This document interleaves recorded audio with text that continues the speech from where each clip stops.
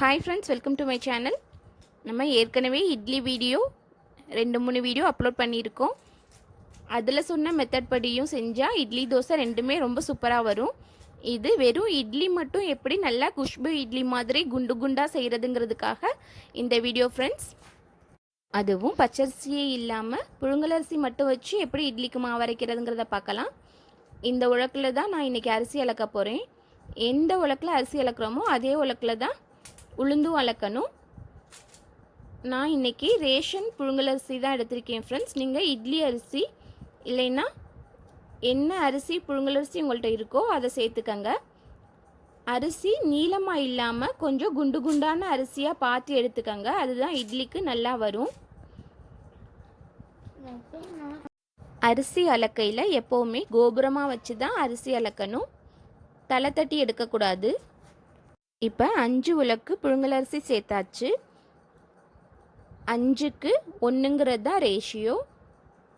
5 பங்கு அரிசினா 1 பங்கு உளுந்தம்பருப்புங்கிறது கரெக்டான ரேஷியோவாக இருக்கும். உளுந்து அளக்கையில் தலை தட்டி தான் அளக்கணும், கோபுரமாக வச்சு அளக்கக்கூடாது. உளுந்தம்பருப்பு நல்ல நயமான உளுந்தம்பருப்பாக பார்த்து வாங்கிக்கங்க ஃப்ரெண்ட்ஸ். அரிசியையும் உளுந்தையும் இன்றைக்கி ஒன்றா போட்டு தான் அரைக்க போகிறேன். அதுக்காக ஒரு 6 மணி நேரம் முன்னாடியே அரிசியை ஊற வச்சுட்டேன்.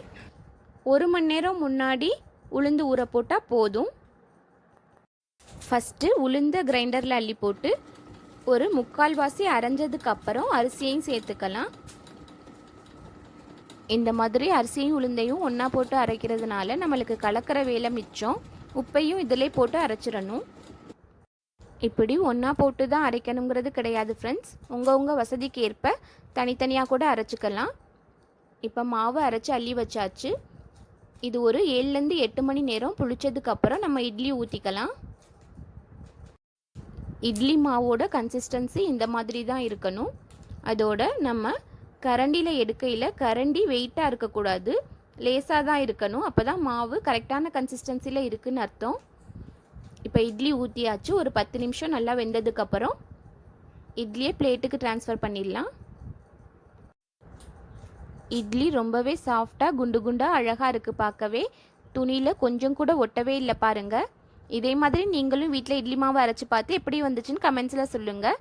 தேங்க்யூ.